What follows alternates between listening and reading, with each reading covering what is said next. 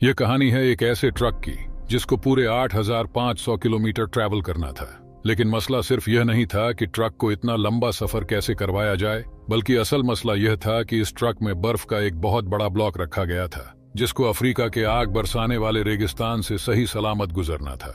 यानी जिस रेगिस्तान में बर्फ तो क्या, लोहा भी पिघल जाता है, उस रेगिस्तान में इस ट्रक को पूरे 10 दिन गुजारने थे। लेकिन चैलेंज यह था कि किसी भी हालत में बर्फ पिघलने न पाए, और वो भी बिना रेफ्रिजरेटर के। ये बात है 1959 की, जब पूरी दुनिया की अटेंशन एक आइस ब्लॉक ने घेर रखी थी। ये आइस ब्लॉक 3050 किलो वजनी था और इसको दुनिया के एक कोने से दूसरे कोने तक पहुंचाना था, और वो भी बिना रेफ्रिजरेटर के। यानी इसका स्टार्टिंग पॉइंट था नॉर्वे का शहर मोइराना और इसका एंडिंग पॉइंट था लिब्रेविल, जो अफ्रीका का एक शहर है। लेकिन आखिर ऐसा क्यों किया जा रहा था? इस आइस ब्लॉक को इतना दूर क्यों ले जाया जा रहा था? असल में यह मामला शुरू हुआ था 1 साल पहले, यानी 1958 में। लक्समबर्ग यूरोप का एक कंट्री है जहां से एक बहुत फेमस रेडियो स्टेशन चलाया जाता था। ये ब्रॉडकास्ट रेडियो लक्समबर्ग के नाम से पूरी दुनिया में फेमस थी। इस रेडियो स्टेशन की तरफ से सारे सुनने वालों के लिए एक अनोखा चैलेंज रखा गया, और वो चैलेंज यह था कि अगर कोई भी इंसान 3 टन वजनी आइस ब्लॉक को आर्कटिक रीजन से अफ्रीका तक लेकर जाएगा तो उसको एक बहुत भारी इनाम दिया जाएगा। रेडियो लक्समबर्ग की तरफ से यह डिसाइड किया गया था कि हर किलोग्राम आइस के बदले में 1-1 लाख फ्रांसिस दिए जाएंगे, जो आज के दौर में $16,000 बनते हैं, जिसका मतलब है हर 1 केजी के $16,000, यानी 3 टन वजनी आइस ब्लॉक के $48 मिलियन बनते हैं, जो वाकई एक बहुत बड़ी रकम है। लेकिन इस चैलेंज के कुछ रूल्स भी थे। पहला रूल तो यह था कि यह आइस ब्लॉक 1 पीस में लेकर जाना है। दूसरा रूल था कि इसको सिर्फ बाय रोड ट्रांसपोर्ट किया जाएगा।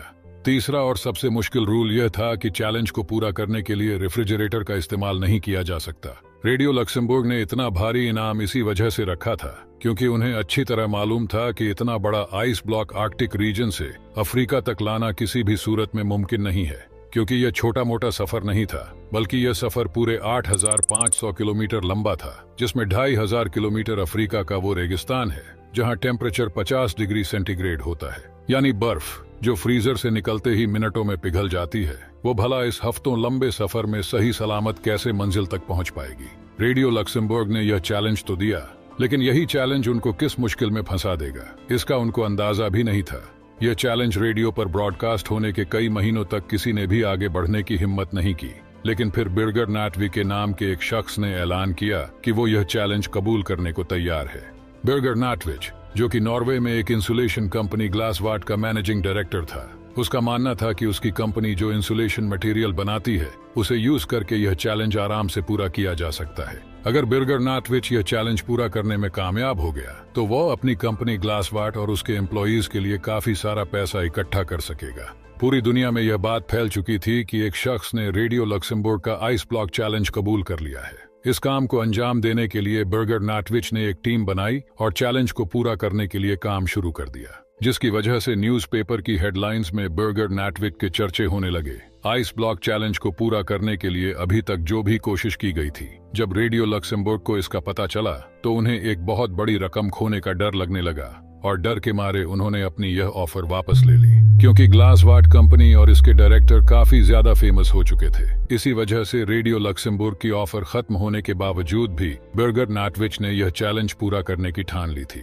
उनका मानना था कि अगर उन्हें पैसे ना भी मिले तब भी वह यह चैलेंज पूरा करेंगे, और क्योंकि इससे उनकी कंपनी की पब्लिसिटी इंक्रीज होगी। यह चैलेंज अब शुरू करने का वक्त आ चुका था। यह फैसला हो चुका था। आइस ब्लॉक को नॉर्वे के शहर मोइराना से ऑल द वे अफ्रीका में गैबन के शहर लिब्रेविल तक भेजा जाएगा, जो Denmark, Netherlands, Belgium, France, Spain और मोरक्को के बाद अल्जीरिया के रेगिस्तान से गुजार कर गैबन तक लाया जाएगा। नाटविच की टीम में एक इंजीनियर, 4 ड्राइवर्स, एक ट्रक मैकेनिक और 2 कैमरामैन भी शामिल थे। उन्होंने 3 टन वजनी आइस ब्लॉक को ग्लेशियर से काटने का फैसला किया, लेकिन इतना बड़ा आइस ब्लॉक एक ही साथ उठाना काफी मुश्किल था। इसीलिए 200 किलोग्राम के ब्लॉक्स को काट काट कर हेलीकॉप्टर के जरिए नीचे भेजा गया। नाटविच और उनकी टीम की मेहनत को काफी ज्यादा मीडिया अटेंशन भी मिल रही थी, और इसी वजह से कई कंपनीज ने नाटविक के इस चैलेंज को पूरा करने के लिए उन्हें स्पॉन्सर करना शुरू कर दिया। शेल कंपनी ने फ्यूल का जिम्मा उठाया और केन्या ने उन्हें ट्रक्स दिए जिन पर आइस ब्लॉक को रख कर ले जाना था। 200 किलोग्राम के आइस ब्लॉक्स को नीचे लाकर फिर से फ्रीज किया गया और 3050 किलोग्राम का एक सिंगल ब्लॉक बनाया गया। यह ब्लॉक एक खास कंटेनर में डालकर ट्रक में लोड किया गया। जिसकी साइड्स पर एक खास ग्लास वूल से इसकी इंसुलेशन की गई।